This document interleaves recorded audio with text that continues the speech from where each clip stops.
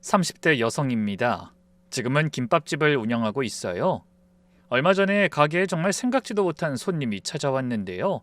그날 일을 떠올리면 아직도 심장이 두근거리고 동시에 어이가 없어서 헛웃음이 나오기도 합니다. 부족한 글솜씨지만 끝까지 들어주시면 감사하겠습니다. 저희 부모님은 제가 어릴 때부터 분식집을 하셨어요. 크고 번듯한 가게는 아니었어요. 그냥 거리 쪽에 있는 떡볶이랑 김밥을 파는 그런 작은 분식점이었죠. 학교 끝나면 가방 던져놓고 가게에 와서 숙제하고 밥 먹고 엄마 아빠 일하는 거 구경하면서 자랐어요. 손님이 많은 날은 설거지도 했고 홀도 봤는데 솔직히 그때는 그게 싫었거든요. 친구들은 학원 다니고 놀러 다니는데 저만 가게에 묶여있는 기분이어서요. 분식 냄새가 교복에 배면 괜히 부끄럽기도 했고요. 지금 생각하면 참 철없는 마음이지만 그때는 그랬습니다. 그래도 공부를 못하는 편은 아니었어요. 꽤 잘하는 축이었고 고등학교 때 성적이 괜찮아서 서울에 있는 대학 경영학과에 합격했어요. 부모님이 얼마나 좋아하셨는지 몰라요. 아버지가 그날 저녁에 막걸리를 한잔하시면서 우리 딸은 이 골목에서 안 끝나. 서울 가서 큰데 취직할 거야 라고 하셨거든요. 어머니도 옆에서 눈물이 글썽하시면서 좋아하셨고요. 그걸 보면서 부모님 기대에 부응해야겠다, 열심히 해야겠다 다짐했어요. 그런데 막상 대학에 가보니 이 대학이란 체계가 저랑 맞지 않더라고요. 수업 듣고 과제 내고 학점 관리하고 그 다음엔 인턴 준비하고 자격증 따고 다들 레일 위에 올라서 정해진 방향으로 달려가는데 저는 그 레일 자체가 불편했던 것 같아요. 대학을 졸업하고 어딘가에 취업해서 3, 40년을 그렇게 살아야 한다고 생각하니까 가슴이 답답하더라고요. 강의실에 앉아 있으면 자꾸 가게가 생각이 났어요. 엄마가 김밥 마는 뒷모습, 아버지가 떡볶이를 만드는 모습, 이상하게 그 투박한 모습이 그리웠어요. 결국 두 학기를 채우고 자퇴했습니다. 부모님한테 전화를 걸어 이야기를 했을 때 아버지는 한참 동안 아무 말씀이 없으셨어요. 수화기 너머로 숨소리만 들렸는데 그 침묵이 어떤 잔소리보다 무겁게 느껴졌죠. 어머니는 이야기를 듣자마자 저를 말리셨고요. 왜 그런 결정을 했냐? 다시 생각해 볼 순 없냐? 하셨는데 전 마음이 이미 돌아선 뒤였어요. 죄송하긴 했지만 한편으론 시원했어요. 뭔가 맞지 않는 옷을 억지로 입고 있다가 벗은 기분이랄까요? 짐 싸서 집에 내려왔는데 당장 뭘 해야 할지 막막했어요. 곧바로 취업할 생각은 없고 그렇다고 하고 싶은 것도 딱히 없고 그래서 일단 쉬면서 용돈이나 벌자 싶어서 부모님 가게에 들어갔어요. 어차피 어릴 때부터 봐왔던 곳이니까 손에 익은 일이었고 처음에는 설거지하고 홀서빙하면서 대충 시간을 보냈죠. 딱히 의욕이 있었다기보다는 가만히 있을 수가 없어서 그랬던 것 같아요. 그런데 하다 보니까 슬슬 욕심이 생기더라고요. 어머니는 20년 넘게 똑같은 방식으로 김밥을 마셨는데 한번 새롭게 바꿔보면 어떨까 하는 거예요. 밥 양념 비율을 살짝 바꿔보기도 하고 속재료 조합을 이것저것 새롭게 시도해봤어요. 어머니도 처음에는 잔소리를 많이 하셨어요. 은영아, 괜히 이상한 거 넣지 마. 20년 넘게 이 맛으로 팔았는데 괜히 건드려서 손님 떨어지면 어쩔 거야. 엄마, 한 번만 해볼게. 맛없으면 안 하면 되지. 그냥 시도만 하는 거야. 그래도 꿋꿋이 시도했어요. 제가 독자적으로 개발한 김밥이 있었는데 구체적으로 언급할 수는 없지만 안에 들어가는 재료 조합이 좀 특이했거든요. 일반 김밥에서는 잘 안 쓰는 걸 넣었는데 처음에는 부모님 모두 이걸 누가 사 먹어 하시며 영 시원찮아 하셨어요. 그런데 손님들한테 시식으로 내봤더니 반응이 달랐어요. 이 메뉴는 뭐예요? 처음 먹어보는 맛인데 괜찮은데요? 하면서 정식 메뉴에 넣어달라는 분들이 하나둘 생기기 시작한 거예요. 아버지가 그때 처음으로 네가 한번 해봐라 하셨어요. 그게 나중에 저의 시그니처 메뉴가 됐습니다. 메뉴 개발에 재미가 붙으니까 다른 것도 해보고 싶어졌어요. 그 무렵에 블로그를 활용한 맛집 홍보가 유행이었는데 독학으로 음식 사진 찍는 법도 배우고 블로그에 가게 소개글도 올렸어요. 동네 커뮤니티에 이벤트도 하고 배달도 시작해보고요. 대학에서 배운 게 이런 데서 쓸 줄은 몰랐어요. 반응이 하나둘 오기 시작하니까 재미가 붙었습니다. 아, 나는 이게 맞는 사람이구나. 교실에 앉아서 이론 배우는 게 아니라 직접 손으로 뭔가를 만들고 사람들 반응을 보는 게 제 적성이구나 싶더라고요. 그러다 어느 날 아버지 무릎이 안 좋아지시고 어머니도 허리 디스크가 심해지시면서 가게를 정리하자는 이야기가 나왔습니다. 제가 이어받겠다고 했더니 부모님이 반대하셨어요. 대학까지 보내놨더니 기어코 분식집을 하겠다니 속상하셨겠죠? 하지만 저는 고집을 꺾지 않았고 결국 가게를 넘겨받았어요. 물려받은 가게였지만 제 방식으로 하나하나 바꿔나가는 게 자부심이었어요. 간판도 바꾸고 메뉴판도 새로 만들고 분식점 이미지에서 김밥 전문점 쪽으로 서서히 방향을 들어갔어요. 제 손으로 시작한 건 아니지만 저만의 색깔로 물들여가는 기분이 좋았습니다. 가게가 어느 정도 자리를 잡으면서 생활에 숨 쉴 틈이 좀 생겼어요. 매출이 크게 뛴 건 아니었지만 꾸준히 돌아가고 있었고 새벽부터 밤까지 쉬지 않고 일만 했던 초반에 비하면 여유라고 할 만한 게 생긴 거죠. 직원도 꽤 두고요. 그래서 예전부터 하고 싶었던 봉사활동을 시작했어요. 지역에 있는 아동센터에서 주말마다 아이들을 돌보고 간식 같은 걸 만들어주는 활동이었는데요. 전 제 일을 살려서 매번 김밥을 싸갔어요. 가게에서 파는 메뉴 중에 제가 제일 자신 있는 것이었으니까요. 아이들이 제 김밥을 정말 좋아했어요. 접시에 놓으면 서로 먹겠다고 손이 쭉쭉 나오는데 그 모습이 너무 귀여웠거든요. 이모, 이거 뭐 들었어요? 맛있어요! 하면서 입 주변에 밥알 붙이고 웃는 얼굴들도요. 가게에서 손님한테 듣는 칭찬과는 또 다른 종류의 보람이었습니다. 그러다 거기서 마음 맞는 친구 2명을 만나게 됐어요. 한 명은 현주 언니였는데 저보다 3살 위로 동네에서 꽃집을 하는 분이었어요. 첫날부터 저한테 다가와서 김밥 진짜 맛있다. 비결이 뭐예요? 하면서 말을 걸었어요. 성격이 워낙 시원시원하고 입담이 좋은 사람이라 이 언니가 있는 자리는 어디든 분위기가 밝아졌어요. 웃음소리가 유난히 크고 감정 표현에 거침이 없는 타입이었죠. 다른 하나는 지은이었어요. 저랑 동갑인데 집안이 넉넉해서 시간 여유가 많아 보였어요. 말수는 적지만 사람을 편하게 해주는 따뜻한 아이였죠. 조용히 옆에 앉아있기만 해도 왠지 마음이 놓이는 그런 사람이요. 둘 다 저와 성격이 잘 맞고 구김살 없는 좋은 사람들이었습니다. 셋이서 봉사 끝나고 밥 먹으러 가고 카페에서 수다 떨고 가끔 같이 영화를 보러 가기도 했어요. 현주 언니가 맛집 좋아하는 사람이라 언니를 따라 여기저기 많이 다녔고 그때마다 지은이는 조용히 따라오면서 미소 짓고 있는 모습이 참 좋았어요. 어른이 되고 나서 처음 사귄 진짜 친구라는 느낌이었습니다. 가게 일만 하다 보면 사람 만날 기회가 거의 없잖아요. 새벽에 나갔다가 밤에 들어오는 생활이 반복되니까요. 이 2사람을 알고 나서는 주말이 기다려졌어요. 김밥 싸들고 아이들 만나고 그 다음에 셋이 모여 커피 한 잔 마시면서 별것도 아닌 이야기로 한참 웃었던 시간이 일주일의 활력이었어요. 나 오늘 가게에서 진상 손님 만나서 정말 힘들었어. 뭐라고 했는데?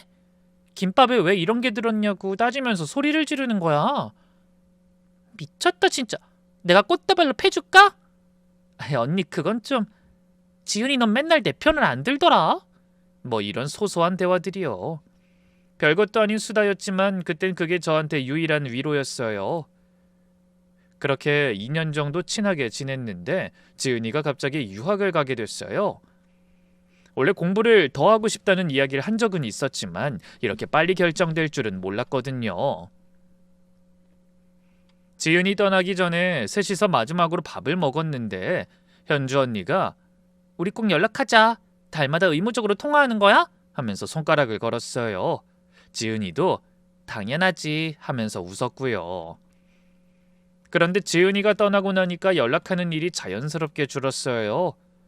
저도 가게가 점점 바빠지면서 봉사활동을 더 이상 나갈 수가 없었고 현주 언니랑도 연락이 뜸해졌죠. 셋이 함께 떠들던 메신저에서도 점점 조용해지다가 어느 순간 아무도 말을 하지 않게 됐어요. 그렇게 흐지부지 됐습니다. 지금 돌이켜보면 참 아쉬운 시간이었죠. 그렇게 일만 하며 다시 사람과의 관계를 끊고 지내던 어느 날이었습니다. 갑자기 모르는 번호로 문자가 왔어요. 혹시 경영학과 이은영 씨 맞으세요? 뜬금없이 날아온 문자에 한참 화면을 들여다봤어요. 성혁이라는 이름을 보고 기억을 더듬었습니다. 아, 대학 때 그 선배? 같은 교양 수업을 들었던 사람이었어요. 조별 발표를 같이 한 적이 있었는데 그때 유독 말을 재밌게 하던 기억이 나더라고요. 그 선배는 국문과였는데 영화 쪽으로 취직하고 싶어 하던 사람이었고 수업 시간에도 영화 이야기를 유독 열정적으로 하던 모습이 떠올랐죠. 맞다고 그쪽이 누군지 기억난다고 답장을 보냈더니 바로 전화가 왔어요. 아, 은영아, 나 기억해? 네, 기억나요. 교양 때 조별 발표 같이 했었잖아요. 근데 갑자기 웬 연락이에요? 폰을 새로 바꿨는데 연락처 정리하다가 은영이 네 이름이 보이길래 옛날 생각나서 한번 연락해봤어. 목소리가 밝고 경쾌해서 전화기 너머로도 에너지가 느껴졌어요. 요즘 뭐 하세요? 잘 지내세요? 하는 기본적인 안부를 주고받다가 그 사이사이에 웃긴 이야기를 자꾸 끼워 넣어서 통화가 생각보다 길어졌어요. 졸업 후에 정말로 영화 쪽으로 뛰어들었다고 하더라고요. 독립영화 제작 현장에서 프로듀서 보조로 시작해서 이것저것 하고 있다면서 돈은 안 되는데 현장이 좋다고 카메라 앞에서 벌어지는 일들이 매일 새롭다고 하더라고요. 이야기하는 내내 목소리에 열기가 가득했어요. 마침 그 무렵 저는 가게 일에만 파묻혀 있었거든요. 봉사활동도 그만둔 지 꽤 된 후라서 만나는 사람도 거의 없었고 하루 종일 가게에서 김밥 말다가 집에 가서 자고 다시 나오는 게 전부인 시기였어요. 사람이 그리운데 딱히 연락할 곳도 없는 그런 때요. 그래서 이 사람의 연락이 생각보다 많이 반가웠어요. 밥 한번 먹자는 말에 별 고민 없이 나갔습니다. 만나보니 대학 때보다 살이 좀 빠져 있었어요. 처음에 못 알아볼 뻔했는데 웃는 순간 바로 기억이 났어요. 특유의 웃음이 있었거든요. 눈이 반달 모양이 되면서 크게 소리내서 웃는 그 모습. 이상하게도 대화가 끊이질 않았어요. 촬영 현장에서 있었던 에피소드를 들려주는데 너무 웃겨서 밥을 제대로 못 먹겠더라고요. 저예산이라 소품이 부족해서 감독이 자기 신발을 벗어서 촬영했었다는 이야기라면서 그 상황을 몸집까지 곁들여 재현하는데요. 식당에서 혼자 빵 터져서 민망할 정도였어요. 그 사람은 힘든 일도 재밌게 풀어내는 재주가 있었어요. 가게에서 하루 종일 혼자 일하다가 이런 사람을 만나니까 건조했던 일상에 물을 뿌린 것 같은 느낌이었죠. 그날 번호를 교환하고 헤어지면서 오랜만에 사람 만나서 이렇게 웃어본다는 생각이 들었습니다. 그 뒤로 선배가 제게 먼저 연락을 자주 했어요. 밥 먹자, 영화 보자, 현장 구경 오라. 호감을 숨기지 않는 스타일이었죠. 보고 싶다는 말도 스스럼 없이 하고 좋다는 티를 대놓고 내는 사람이었어요. 현장이 일찍 끝나는 날에는 어김없이 연락이 왔고 쉬는 날에는 어디서 뭘 먹자는 제안이 빠지지 않았어요. 그런데 솔직히 말하면 저는 좀 망설였어요. 저는 일찍 결혼을 하고 싶어 하던 사람이라 연애하기 전에 그 사람과 결혼할 수 있을지까지 고려했거든요. 그런데 당시 선배의 일이 제게는 좀 불안정해 보였어요. 이 독립영화 제작이라는 게 프로젝트가 있을 때만 수입이 생기고 없으면 몇 달씩 공백인 구조잖아요. 거기에 워낙 사교적인 사람이라 주변에 사람이 많았어요. 여자 동료도 있었고 술자리도 잦았고요. 남자친구로서 또 배우자로서 이 사람이 괜찮을까? 그 고민이 계속 머릿속을 맴돌았어요. 그런데도 선배를 거절하지 않은 건 같이 있으면 정말 즐거웠거든요. 저는 원래 잘 웃지 않는 편인데 이 사람이랑 있으면 계속 웃게 돼요. 가게 끝나고 녹초가 된 상태로 만나도 이 사람 이야기 듣다 보면 피로가 스르르 풀리는 느낌이 있었어요.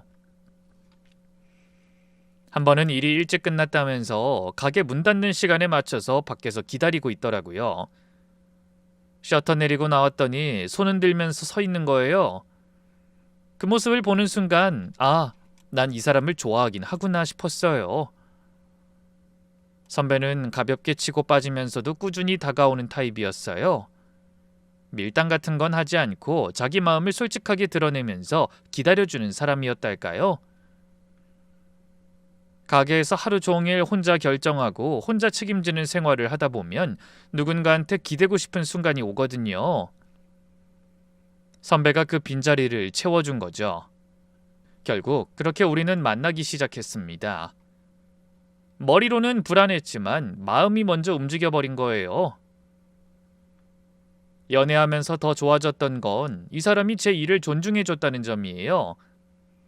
가게가 바빠서 데이트를 못하는 날에도 투정을 부리지 않았고 오히려 가게가 잘 돼야지 그게 먼저야 라고 해줬어요. 자기 일 이야기를 실감나게 들려주는 것만큼이나 제 가게 이야기도 진지하게 들어줬거든요. 오늘 새 메뉴 반응이 좋았어 하면 같이 기뻐해주고 진상 손님 때문에 힘들었어 하면 같이 분노해주는 그런 섬세하고 다정한 사람이었어요. 연애한 지 2년쯤 됐을 때 슬슬 결혼 이야기가 나왔습니다. 주변에서도 물어보고 부모님도 은근히 넌지시 떠보시고 그런데 문제는 현실적으로 남자친구의 상황이 여전히 불안정했단 거예요. 상업적 성과는 없었고 수입은 들쭉날쭉이라 어떤 달은 괜찮다가도 어떤 달은 거의 무수입이었거든요. 부업을 하고 있지만 그마저도 시원찮고요. 저는 남자친구한테 솔직하게 말했어요. 일이 좀 안정되면 그때 하자고요. 그런데 어느 날 저녁에 남자친구가 갑자기 진지해져서 이야기를 꺼냈어요. 평소에 장난만 치던 사람이 얼굴에서 웃음기를 싹 빼고 말하니까 분위기가 확 달라지더라고요. 은영아, 안정되면 하자는 건 결국 안 하자는 거랑 같은 말이야. 불확실한 조건부 약속이잖아. 그런 식으로 약속할 수 있는 건 없다고 생각해. 그건 아닌데 객관적으로 봐도 지금 이 상황에서 결혼하면 너무 빠듯하지 않을까? 난 그렇게 무리해서까지 진행하고 싶진 않아. 나도 계획이 있어. 들어봐. 지금 계획 중인 프로젝트가 있는데 규모가 이전 작업보다 훨씬 크다고 했어요. 투자자 미팅도 잡혀 있고 반응이 나쁘지 않다면서요. 앞으로 몇 년 후면 독립 제작사를 만들 수 있고 장편으로 극장 개봉까지 갈 수 있을 거라고요. 이야기하는 내내 눈이 반짝거렸어요. 테이블 위에 손으로 이것저것 그려가면서 설명하는데 이 사람이 자기 일에 정말로 진심이라는 게 새삼 다시 느껴졌어요. 고민이 많이 됐어요. 객관적으로 보면 위험한 선택이었거든요. 그런데 저도 남들이 보면 별것 아닌 분식집을 인생처럼 여기면서 살고 있는 사람이잖아요. 남자친구가 영화에 대해 이야기하는 모습이 제가 가게를 열 때 모습이랑 겹쳤어요. 그 열정만큼은 이해할 수 있었어요. 그래서 가게 수입이 안정적이니까 당장 생활에 문제는 없을 거고 이 사람이 자리를 잡을 때까지 내가 든든하게 버텨주면 되겠다고 생각했어요. 결국 고민 끝에 수락했습니다. 부모님은 역시나 걱정하셨어요. 아버지는 그 친구는 하는 일이 좀 불안하지 않냐? 너도 자영업하니 안정적인 사람이 잘 맞을 것 같은데 라고 하셨어요. 그렇지만 남자친구가 인사를 온 날 워낙 밝고 예의 바르게 잘하니까 결국 사람은 괜찮네 하시면서 넘어가셨어요. 어머니도 이내 마음을 여셨고요. 결혼식은 소박하게 했어요. 어차피 둘이 시작하는 거니까 그걸로 충분하다고 생각했습니다. 결혼하고 나서 저는 가게에 더 집중했어요. 기존의 분식집 느낌에서 김밥 전문점으로 확실하게 전환하려고 메뉴를 대폭 정리했거든요. 제 시그니처 메뉴를 전면에 내세웠고 인테리어도 소소하게 손을 봤어요. 테이블 배치를 바꾸고 메뉴판을 새로 디자인하고 포장 용기도 깔끔한 걸로 교체했죠. 점심 장사에 새벽 도시락 납품까지 시작하면서 하루가 정신없이 돌아갔어요. 남편은 남편대로 촬영 현장을 뛰어다녔고 서로 얼굴 볼 시간이 많지 않았어요. 아침에 저는 새벽같이 나가고 남편은 늦게 일어나서 현장으로 출발하고 밤에 둘 다 녹초가 돼서 들어오면 씻고 바로 쓰러지는 날이 절반은 됐어요. 그래도 이 시기가 좋았어요. 각자 자기 일에 열심이니까 서로 간섭하는 것도 없었고 가끔 밤에 같이 라면이나 야식을 먹으면서 하루 이야기를 나누는 게 소소한 즐거움이었어요. 남편이 현장에서 찍은 영상을 보여주면 함께 재밌게 봤고 제가 새로운 메뉴를 시도하면 남편이 직접 맛보면서 솔직하게 평가해줬어요. 대단한 건 아니지만 같이 먹고 같이 이야기하는 것만으로 하루의 피로가 풀리는 느낌이 있었어요. 남편이 이야기했던 큰 프로젝트는 여전히 진행이 더뎠지만 그래도 아직은 괜찮다고 생각했어요. 서로의 하루를 나누는 것만으로 충분했던 시절이었습니다. 돌이켜보면 그때가 우리 사이에서 가장 평화로운 시간이 아니었나 싶었어요. 그러다 결혼한 지 3년쯤 지났을 무렵에 남편의 분위기가 달라지기 시작했어요. 제 가게가 점점 잘 되는 걸 가까이서 보면서 뭔가 자극을 받은 것 같았어요. 어느 날 저녁에 갑자기 이런 이야기를 꺼내더라고요. 은영아, 나도 너처럼 뭔가 하고 싶어. 뭔가라니? 영화 일 하고 있잖아. 그건 그거고 영화는 계속하면서 다른 쪽으로도 돈을 벌고 싶다는 거야. 자기 가게 보면 부러워. 자기가 만든 걸로 돈을 안정적으로 벌고 있잖아. 처음에는 영상 제작 외주를 받겠다고 했어요. 기업 홍보 영상이나 행사 촬영 같은 것들요. 그런데 얼마 안 돼서 이야기의 스케일이 확 커졌어요. 아예 영상 콘텐츠 제작 회사를 차리겠다는 겁니다. 콘텐츠를 만들어서 올리면 수익이 나고 거기에 외주까지 병행하면 충분히 수입이 된다면서요. 장비도 투자하고 사무실도 얻고 편집할 사람도 뽑겠다고 했어요. 사업 계획서까지 직접 만들어 왔는데 초기 투자금만 해도 거의 5천만 원 정도 됐어요. 적은 돈이 아니잖아요. 사실 많이 불안했어요. 하지만 남편이 워낙 확신에 차 있었고 이 사람이 영상 분야에서 수년간 현장을 뛰면서 쌓아온 경험이 있으니까 가능성이 아주 없진 않겠다 싶었어요.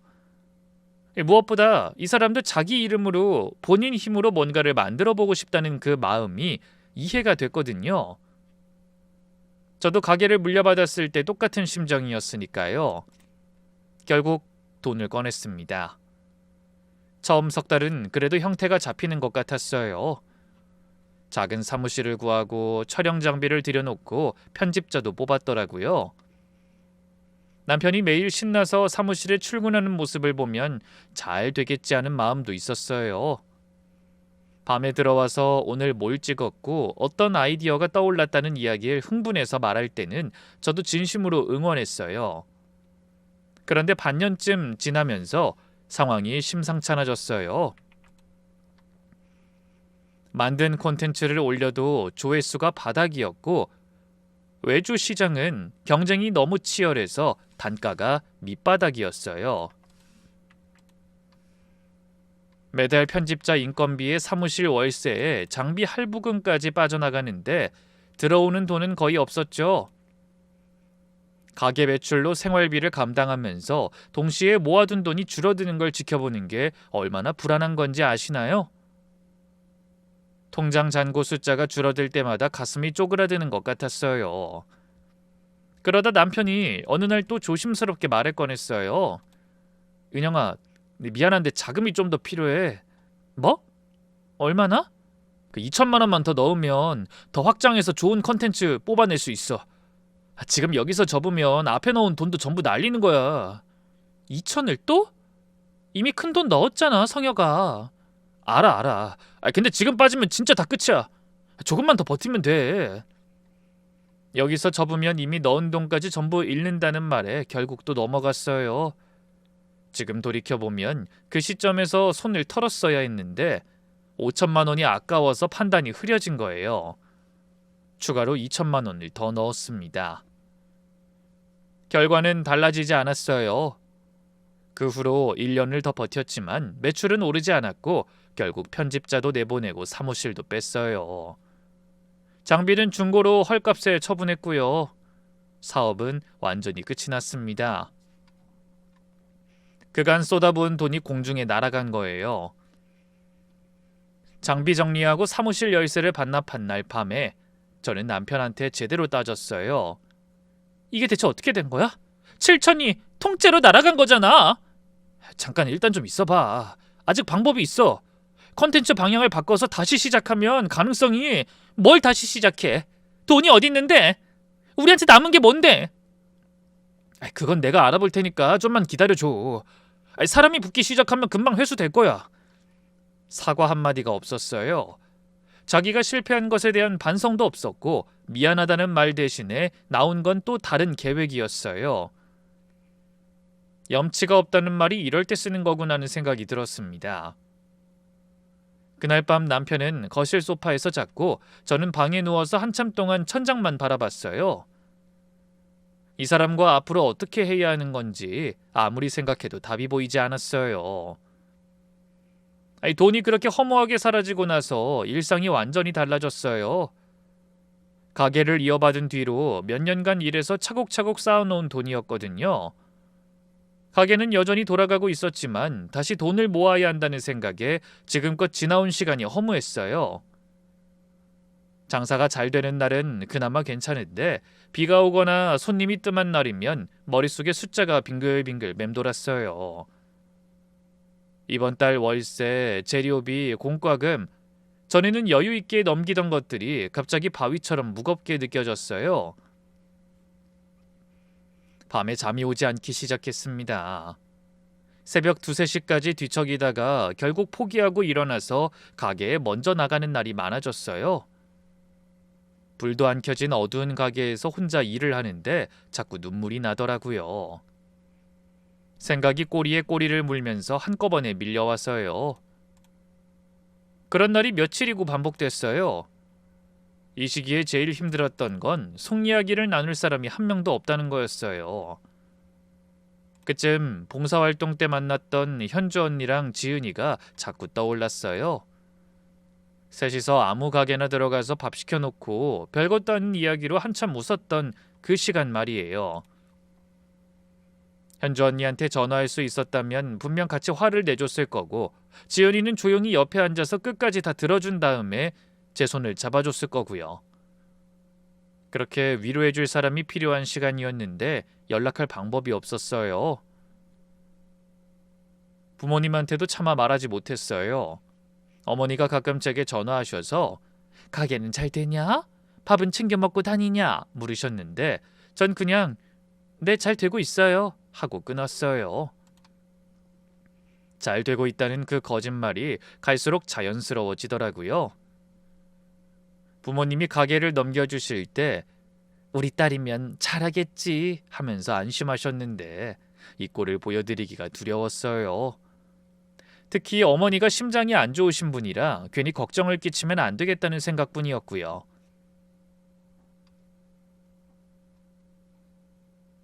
그래서 혼자 삭히면서 일만 했습니다. 가게 영업시간을 더 늘렸어요. 새벽 납품에 점심 장사 저녁까지 연장하고 쉬는 날도 줄였어요. 일하고 있을 때만 잡생각이 안 되니까요. 음식 준비하고 주문 받고 포장하고 설거지하고 내일 쓸 재료 준비하고 손을 멈추지 않으면 최소한 눈물은 안 났어요. 그게 그때의 유일한 탈출구였습니다. 남편은 사업이 끝난 뒤로 집에서 뒹굴거리는 날이 잦아졌어요. 새 프로젝트를 알아보는 중이라면서 하루 종일 노트북만 들여다보고 있었는데 제 눈에는 그게 뭔가를 하고 있는 것처럼 보이지 않았어요. 가끔 거실에서 눈이 마주치면 서로 피했죠. 남편이 미안해서 그런 건지 아니면 그냥 귀찮아서 그런 건지 알 수 없었어요. 집안에서 대화도 거의 사라졌어요. 아침에 나 간다 하면 그래요 하는 게 하루 중 나누는 말의 전부인 날도 있었어요. 그러면서 확실히 느끼게 된 게 있었어요. 결혼 전에 좋아했던 그 밝고 유쾌하던 사람의 모습이 점점 보이지 않는다는 거예요. 아니 어쩌면 사라진 게 아니라 제가 더 이상 그런 모습을 보려고 하지 않게 된 건지도 모르겠어요. 같은 집, 같은 공간에 있는데 외로웠어요. 혼자 사는 것보다 누군가와 함께 있으면서 외로운 게 훨씬 더 힘든 거라는 걸 그때 알게 됐습니다. 제가 더 이상 자금을 대지 않겠다고 선을 그은 뒤부터 남편이 변하기 시작했어요. 처음에는 몸을 사리는 것 같았어요. 미안하다는 말도 하고 자기가 알아서 수습하겠다는 이야기도 하고 근데 그게 일주일도 안 가더라고요. 제가 단호하게 나오니까 태도가 점점 공격적으로 바뀌었어요. 시작은 사소한 것부터였어요. 제가 주말에 봉사활동을 다시 시작하고 싶다고 했거든요. 가게 일에 치여서 사람을 못 만나니까 숨이 막혔고 예전에 아이들 만나면서 김밥 해주던 그 시간이 그리웠어요. 그랬더니 남편이 대뜸 이러는 거예요. 봉사? 무슨 여유로 봉사를 해? 돈이나 벌어. 뭐라고? 아니 지금 상황이 어떤데 주말에 놀러 다니겠다는 거야? 주말이 더 장사 잘 되는 거 아니야? 한 푼이 아쉬울 때니까 일에 더 집중하는 게 맞지 않겠냐고. 주말엔 사람 따로 쓰면 돼. 그리고 놀러 다니는 게 아니라 봉사활동이야. 아 그게 그거지. 그 시간에 가게에서 하나라도 더 팔아야 할 거 아니야. 지금 그게 당신이 나한테 할 수 있는 말이라고 생각해? 기가 막혔어요. 7천만 원을 날린 사람이 저한테 돈 이야기를 하고 있으니까요. 그날은 우선 참았어요. 근데 이런 일이 점점 잦아지더라고요. 제가 밖에 나가려고 하면 어디 가냐고 물었고 마트라도 가겠다고 하면 뭘 살 거냐고 따졌어요. 예전엔 제가 뭘 하든 존중해줬던 사람이 이제는 제가 가게 밖으로 발을 떼는 것 자체를 못마땅해 했어요. 처음엔 남편이 불안해서 그런가 싶어서 이해하려고 했는데 점점 노골적이 되니까 그게 불안이 아니라 통제라는 걸 알게 됐어요. 과장일 수도 있지만 저를 집에 가두려는 것 같더라고요. 그때 느낌이 딱 그랬어요. 가게 일에 대해서도 말이 달라졌어요. 예전엔 제가 새 메뉴를 만들면 같이 좋아해줬던 사람이 어느 순간부터 김밥이나 마는 게 뭐가 대단하다고 하면서 비꼬기 시작했어요. 처음 그 말을 들었을 때 숨이 턱 막혔습니다. 제가 20대 초반부터 매달려 새벽부터 밤까지 매일 일궈온 가게를 이 사람이 한마디로 깎아내리는 거잖아요. 한두 번이면 넘어갈 수도 있었는데 자꾸 그러니까 마음에 금이 가기 시작했어요. 내가 왜 이 사람한테 이런 말을 듣고 있어야 하지? 하는 생각이 점점 커졌어요. 그러면서 정작 자기는 아무것도 하지 않았어요. 새 프로젝트를 알아본다면서 하루 종일 소파에 누워 노트북만 들여다보거나 한낮에 냉장고에서 맥주를 꺼내거나 옛날 영화 동료들이랑 나가서 새벽에 만취해서 들어오거나 그러면서 용돈은 꼬박꼬박 달라고 했어요. 싫다고 하면 소리를 지르기 시작했고요. 제 돈으로 술을 마시고 돌아와서 제 일을 무시하는 게 일상이 됐죠. 제 자신이 너무 비참하더라고요. 어느 날은 더 기가 막힌 소리를 했어요. 저녁에 갑자기 진지한 얼굴로 앉더니 이런 말을 꺼내는 거예요. 은영아, 김밥집 내가 한번 맡아볼까? 뭐? 내가 마케팅을 아니까. 내가 운영하면 매출이 2배는 나올 수 있어. SNS 전략도 내가 다 짤 수 있고 당신이 주방만 보면 되는 거야. 귀를 의심했어요. 사업도 말아먹고 집에서 노는 사람이 아무 연유 없이 제 가게를 넘겨받겠다니요. 이젠 화가 나는 걸 넘어서서 무서웠어요. 이 사람이 진심으로 내 일을 쉽게 생각하고 있었구나. 내 것이 언제든 자기 것이 될 수 있다고 믿고 있었구나. 그날 밤 이불 속에서 검색을 했어요. 협의 이혼 절차, 재산 분할 범위, 법률 상담 비용. 이혼이라는 단어가 처음으로 머릿속에 선명하게 떠올랐어요. 이 사람과 계속 살면 가게까지 잃겠다는 확신이 들었고 그건 절대로 안 되는 일이었어요. 그 가게는 부모님이 넘겨주신 거고 제가 바꿔온 거고 제 전부였으니까요. 그렇게 이혼 이야기를 꺼냈을 때 남편은 코웃음을 쳤어요. 이혼? 네가 나 없이 될 것 같아? 안 되겠냐고요. 이미 저 혼자 다 하고 있는데. 가게도 저 혼자 돌리고 생활비도 저 혼자 벌고 심지어 남편 용돈까지 저 혼자 대고 있었잖아요. 이 사람이 없으면 안 되는 게 있겠나요? 오히려 이 사람이 없으면 나가는 돈이 줄어든다는 계산이 먼저 서더라고요. 그렇게 생각하는 순간 이미 마음은 정리가 된 거였어요. 남편은 이혼에 순순히 응하지 않았어요. 자존심 때문인지 제 가게에 계속 붙어 있으려는 건지 안 해줘. 네가 감정적인 거야. 생각 좀 더 해봐. 우리가 함께 버텨온 시간이 있잖아. 이런 말만 반복했어요. 같은 집에 살면서 이혼을 놓고 밀고 당기는 게 지옥이었어요. 밥도 같이 안 먹고 말도 거의 하지 않고 거실과 방을 나눠 쓰면서 남남처럼 지냈어요. 아침에 출근할 때 거실 소파에 누워 있는 남편을 보면 하루빨리 갈라서고 싶은 생각만 들더라고요. 저는 포기하지 않았습니다. 매일 같은 말을 했어요. 더 이상은 못 살겠다. 서로를 위해서라도 빨리 정리하자. 화를 내기도 하고 차분하게 설득하기도 하고 때로는 그냥 쪽지를 써서 테이블에 올려놓기도 했어요. 지치고 또 지쳤지만 멈추지 않았어요. 결국 남편도 더 버틸 수 없다는 걸 알았는지 어느 날 밤에 알았어 하자 하고 도장을 찍었어요. 그 짧은 한마디가 나오기까지 2달이 넘게 걸렸어요. 협의 이혼이 성립됐습니다. 남편이 날려먹은 돈은 돌려받지 못했어요. 남편한테 돈이 없으니까요. 제게 줄 수 있는 재산도 없었고 법적으로 청구하더라도 없는 사람한테서 뽑아낼 방법이 현실적으로 없었거든요. 저는 결국 포기하고 수업료라고 생각하기로 했어요. 인생에서 제일 비싼 수업료였지만 최소한 가게와 남은 앞날을 지켰으니까요. 그거면 됐어요. 이혼 신고를 마치고 나오는 길이었지만 울진 않았어요. 후련하지도 슬프지도 않았어요. 그냥 텅 빈 느낌이었고 빨리 집에 가서 내일 출근할 준비를 해야겠다는 생각뿐이었어요. 감정이 돌아온 건 그날 밤이었어요. 혼자 된 집에 누워 천장을 보고 있는데 조용한 방 안에서 갑자기 눈물이 쏟아졌어요. 슬퍼서 운 건지 허탈해서 운 건지 지금도 잘 모르겠네요. 그렇게 이혼하면 끝인 줄 알았어요. 근데 이 사람이 놓질 않았습니다. 일주일에 3-4번은 전화가 왔거든요. 은영아, 다시 생각해보자.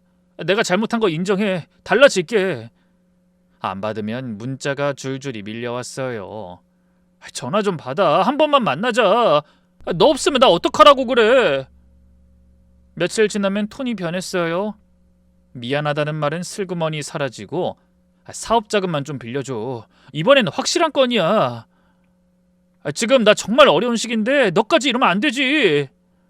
로 바뀌더라고요. 이혼하고서도 돈 이야기를 하더라고요. 전화기를 보는 것 자체가 스트레스였어요. 차단하면 본인 지인 번호로 연락을 해오더라고요. 모르는 번호가 뜨면 심장이 쿵 내려앉았고 문자 알림 소리만 들어도 식은땀이 났어요. 가게 앞에 직접 찾아온 적도 있어요. 점심시간 한창 바쁠 때 불쑥 나타나서 카운터 앞에 딱 서서 이러는 거예요. 은영아, 우리 다시 합치면 이 가게 더 잘 될 수 있어. 진지하게 생각해봐. 손님들이 전부 쳐다보고 있었어요. 직원은 어쩔 줄 몰라 하면서 주방 뒤로 빠졌고 사람들이 수근수근하는 게 느껴졌어요. 쥐구멍에라도 숨고 싶은 심정으로 나가줘라고 했는데 남편은 바로 가지 않고 왜 이래, 이야기 좀 하자 라며 열받게 하더라고요. 결국 제가 문 열고 밀어내다시피 내보냈어요. 그 와중에 남편은 다시 올 거야. 하면서 웃었는데 그 웃음이 소름이 끼쳤어요. 그날 오후 내내 손이 떨리고 기가 차서 가만히 앉아있기도 힘들었죠. 더 힘들었던 건 친정에 연락한 거예요. 아버지한테 전화를 해서 아버님, 저 진심으로 반성하고 있습니다. 은영이 좀 설득해 주십시오 했대요. 아버지가 저한테 전화하셔서 그 자식이 나한테 전화했다. 뭐하는 놈이냐 하시면서 단단히 화가 나 계셨어요. 어머니는 너 괜찮아? 혹시 그 사람이 찾아오거나 하진 않아? 하시면서 걱정을 하셨고요. 부모님한테까지 피해가 가니까 죄책감이 물밀듯 밀려왔어요. 내가 사람을 잘못 만나서, 내가 판단을 잘못해서 나이든 부모님까지 고생을 시키는 건가 싶어서요. 결국 남편한테 다시 가게로 찾아오면 경찰을 부르겠다는 문자만 남기고 번호를 바꿔버렸어요. 새 번호는 부모님, 가게 거래처, 그리고 꼭 필요한 사람들한테만 알려줬어요. 그러고 나니까 전화와 문자는 확실히 멈췄어요. 근데 얼마 뒤에 옆 가게 사장님이 슬쩍 말씀하시더라고요. 아이 은영씨, 아까 어떤 남자가 가게 앞에서 기웃거리다 갔는데 혹시 아는 사람이야? 직접 들어오진 않았지만 밖에서 안을 들여다보고 있었다나요? 등줄기에 식은땀이 흘렀어요. 그래도 가게 문을 닫을 순 없었어요. 여기가 제 밥줄이고 제 인생이니까요. 일에만 집중하자, 그것만 생각하자, 그렇게 하루하루를 버텼습니다. 시간이 흐르면서 조금씩 나아졌어요. 남편 연락이 끊기고 가게 근처 출몰도 없어지면서 마음에 여유가 돌아왔어요. 그 여유가 일에도 좋은 영향을 줬는지 가게가 점점 더 잘 됐어요. 주문량이 눈에 띄게 늘었고 리뷰에도 좋은 글이 꾸준히 올라왔어요. 칭찬하는 리뷰를 볼 때마다 힘이 났어요. 직원도 더 뽑으니 정신없이 돌아가던 가게도 숨통이 트이더라고요. 이제 좀 살만해지나 싶었어요. 그러던 어느 날 대학 동기한테 연락이 왔어요. 졸업 후에 가끔 안부 정도 주고받는 사이였는데 별안간 카톡으로 이러는 거예요. 은영아, 너 성혁 선배 소식 들었어? 알고 보니 전 남편이 재혼한다는 이야기였어요. 상대는 영화 쪽에서 일하는 사람인데 집안이 꽤 부유하고 얼굴도 예쁘다더라고요. 독립영화 하던 선배가 돈 많은 집딸을 어떻게 만났냐며 학교에서 꽤나 이야기가 나왔다고 하더군요. 결국 전처인 제 귀에까지 들어온 거고요. 처음에는 헛웃음이 나왔어요. 그 인간이 재혼을? 누구한테 또 들러붙은 거지? 그러면서도 한쪽에서는 궁금하더라고요. 어떤 여자길래? 근데 시간이 좀 지나니까 웃음이 안 나오고 억울함이 밀려왔어요. 제 돈을 날려먹고 갚겠다는 말 한마디 없이 도장 찍고 나간 사람이 부잣집 여자를 만나서 다시 잘 살겠다고요? 세상이 원래 이렇게 불공평한 건가 싶었어요. 밤에 가게 정리하면서 그 생각이 자꾸 떠올랐어요. 나는 날린 그 돈 벌려고 이렇게 열심히 일하는데 그 인간은 여자한테 기생해서 또 편하게 살려는 거잖아요. 분하고 억울해서 잠이 오질 않는 밤이 며칠이고 이어졌어요. 근데 어느 순간 그냥 생각을 접었어요. 이러고 있어봤자 제 하루가 망가질 뿐이니까요. 그 사람 인생은 그 사람 거고 제 인생은 제가 사는 건데 뭐 언젠가는 벌 받겠지. 그렇게 넘기려고 했어요. 그러던 어느 평일 오후 점심이 끝나고 손님이 빠지는 시간대였어요. 직원이 쉬러 나가고 저 혼자 주방 정리를 하고 있는데 문이 열리는 소리가 났어요. 고개를 들었더니 생각지 못했던 모습에 온몸이 굳어버렸어요. 바로 전 남편이 서 있었습니다. 여자를 한 명 데리고 왔더라고요. 손을 잡고 있던 걸 보니 아마도 재혼한다던 그 여자 같았어요. 모든 게 한눈에 파악 가능했죠. 손님 받아주죠? 어이 아줌마 김밥 2줄 말아봐. 아줌매. 그 한마디에 온몸이 굳었어요. 전 남편이 결혼할 새 아내를 데려와서 보란듯이 저를 깔보는 거잖아요. 손이 떨리기 시작했어요. 옆에 여자는 30 초반쯤으로 보였는데 확실히 예뻤어요. 소문대로더라고요.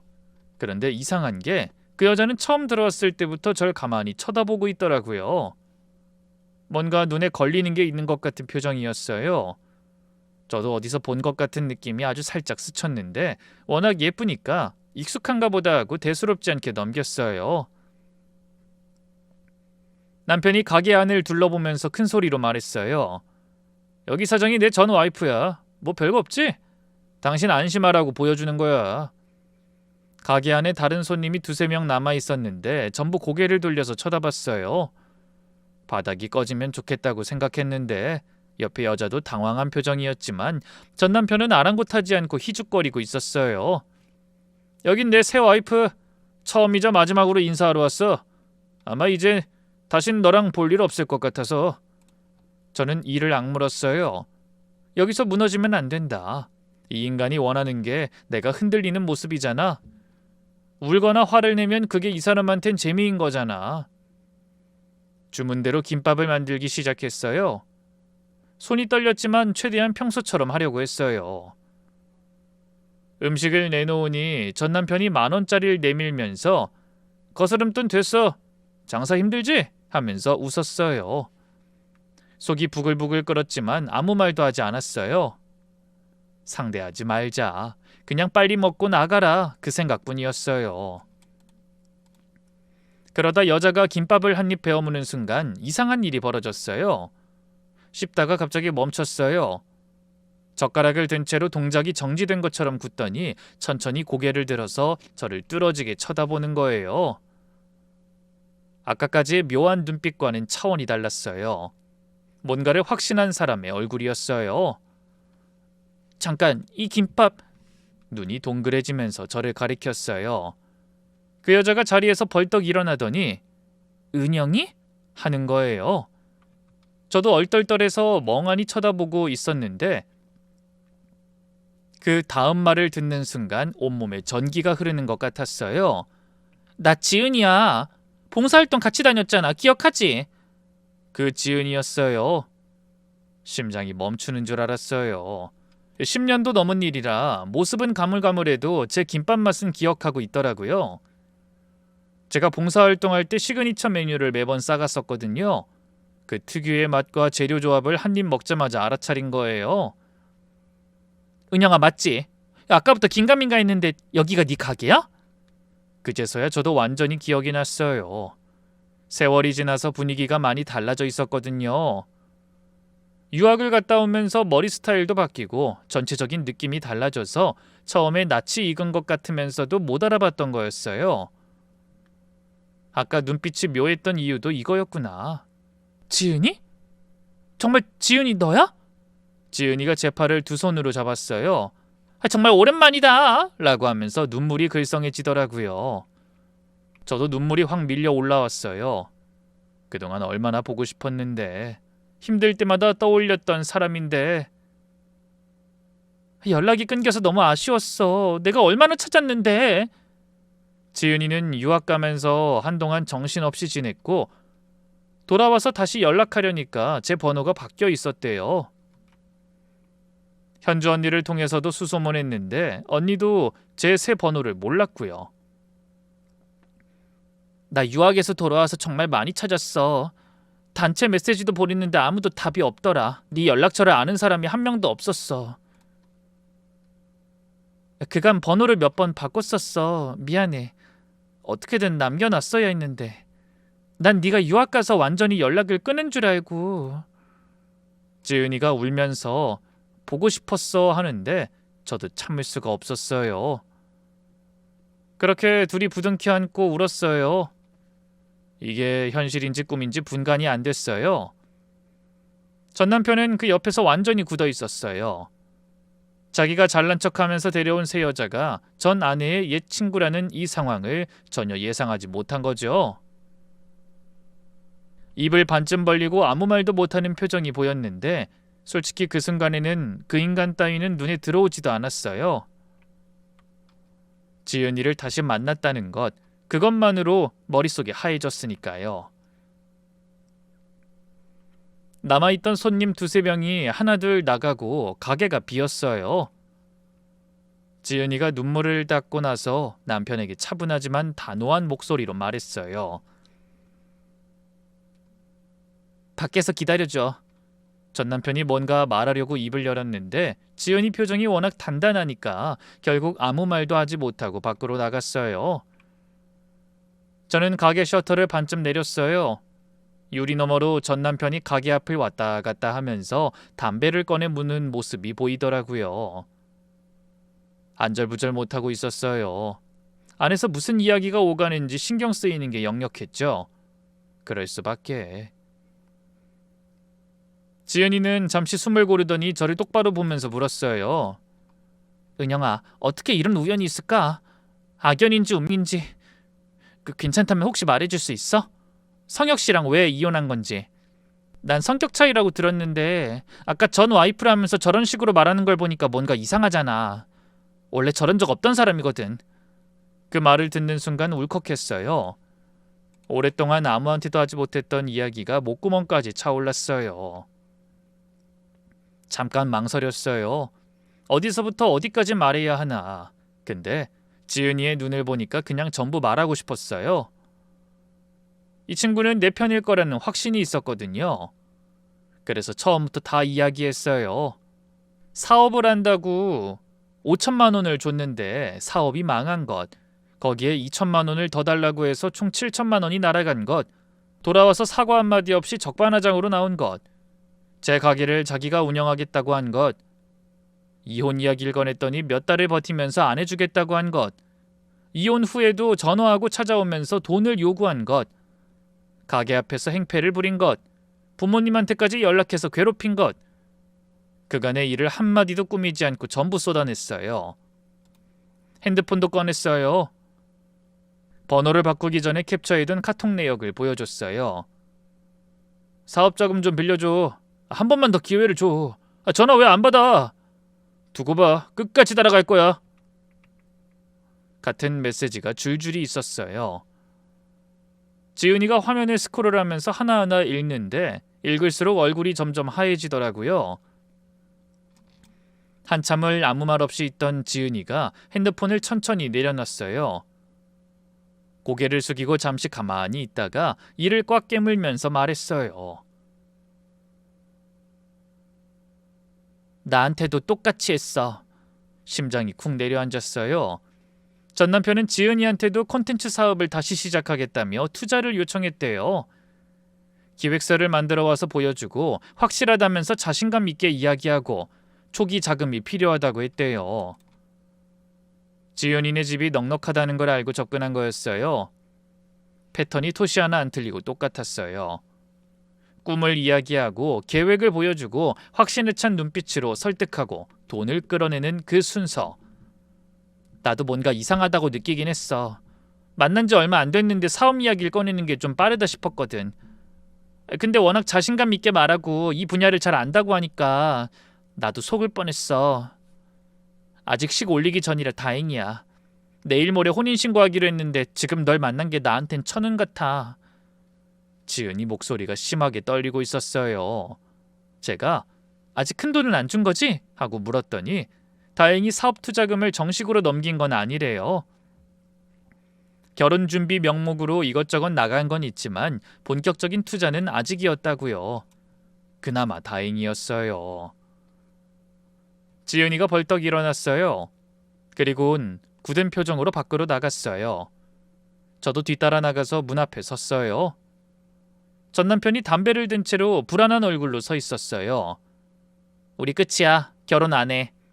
지은이가 전 남편을 똑바로 보면서 말했어요. 차갑고 분명한 목소리로요. 전 남편 얼굴이 급격히 일그러졌죠. 잠깐, 그게 뭔 소리야? 갑자기? 안에서 뭔 이야기를 들은 거야? 내가 뭘 듣고 뭘 봤든 우리가 끝이라는 건 변하지 않아. 전현이 뭐라고 한 거야? 걔가 하는 말을 믿는 거냐고? 너랑 더 오래 함께 있던 건 나잖아. 전 남편이 저를 가리키면서 목소리를 높였어요. 지은이도 한 발도 물러서지 않고 말했어요. 아니, 내가 더 잘 아는 건 은영이야. 하마터면 너 같은 인간한테 돈 뜯기고 시간 뜯기고 인생 망칠 뻔했어. 파혼이야. 그리고 이후로 은영이한테 해코지하면 나도 가만 안 있어. 그렇게 알아. 전 남편이 지은이 팔을 잡으려고 했지만 지은이는 세게 뿌리치면서 돌아섰어요. 전 남편이 멍하니 서 있다가 절 돌아봤어요. 눈에 분노가 가득했죠. 저는 가게 안으로 들어가서 셔터를 내렸습니다. 지은이가 파혼을 선언한 뒤 전 남편은 완전히 이성을 잃었어요. 다음 날부터 가게 앞에 나타나서 소리를 질렀어요. 너 때문이야! 너 때문에 내 인생이 전부 망한 거야! 네가 뭔 자격으로 남의 결혼을 깨! 손님들이 보는 앞에서 행패를 부렸어요. 욕설을 퍼붓고 가게 문을 발로 차면서 난리를 쳤어요. 전 결국 곧바로 경찰에 신고했어요. 경찰이 출동해서 전 남편을 데려갔죠. 그런데 그것으로 끝이 아니었어요. 며칠 뒤에 또 나타났어요. 이번엔 술을 마신 상태였어요. 밖에서 나와! 하고 소리를 지르면서 가게 유리창을 두드렸어요. 또 신고를 했고 또 경찰이 왔죠. 온몸에서 힘이 빠졌어요. 이젠 참고 넘어갈 수 있는 선을 완전히 넘은 거였어요. 경찰서에 정식으로 스토킹 처벌법에 따른 신고를 넣었어요. 이전에 가게 앞에서 행패 부린 것이 이미 2차례 기록으로 남아 있었고 이혼 전후로 반복적으로 찾아와 괴롭힌 정황도 정리해서 제출했어요. 그동안의 문자 내역, 가게 CCTV 영상, 옆 가게 사장님의 목격 진술서까지 함께 냈어요. 경찰이 전 남편한테 접근 금지 명령을 내렸고 위반 시 처벌된다는 경고를 직접 전달했어요. 접근 금지 명령이 나온 뒤에도 전 계속 불안했어요. 종이 한 장이 이 사람을 정말 막을 수 있을까? 그래서 이참에 가게를 이전하기로 결심했어요. 마침 원래 자리보다 유동 인구가 더 많은 위치에 괜찮은 점포가 나온 게 있었거든요. 원래 있던 곳에서 거리도 꽤 되고요. 보증금이 살짝 부담됐지만 안전이 더 중요했어요. 그렇게 가게명을 바꾸고 이사를 했어요. 전 남편이 접근할 수 있는 경로를 전부 끊었어요. 옛날에 쓰던 SNS 계정까지 전부 정리했어요. 부모님한테도 혹시 모를 상황에 대비하시라고 말씀드렸고요. 새 가게에서 첫 영업을 시작한 날 아침, 오랜만에 마음이 편안했어요. 그제야 숨을 제대로 쉴 수 있었습니다. 다행히 가게를 옮기고 나서 장사가 더 잘 됐어요. 그 위치가 좋으니까 새로운 손님이 많이 유입됐죠. 새 메뉴도 여러 개 개발하고 매일 밀린 주문을 해결하느라 바빴어요. 지은이랑은 그날 이후로 다시 가깝게 지내고 있어요. 한 달에 2-3번은 가게에 와서 김밥을 먹으며 이런저런 이야기를 해요. 처음 다시 만난 날은 둘 다 울기만 했는데 요즘은 만나면 웃는 시간이 훨씬 많아요. 지은이는 새 직장에 다니기 시작했는데 적응하느라 바쁜 중에도 꼭 시간을 내서 와요. 현주 언니도 다시 연결됐고요. 오랜만에 다시 모인 셋이서 가게 테이블에 앉아 한참을 웃고 울었어요. 얼마 전에 셋이서 저녁을 먹고 있었는데 지은이가 갑자기 그러더라고요. 그날 내가 그 가게 안 갔으면 어쩔 뻔했어. 진짜로 소름 돋아. 현주 언니도 맞장구 쳤고 저는 웃으면서도 먹먹해졌어요.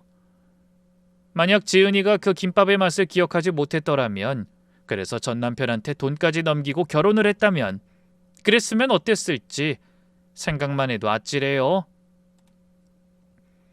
요즘은 가게 나가서 일하는 시간이 제일 좋아요.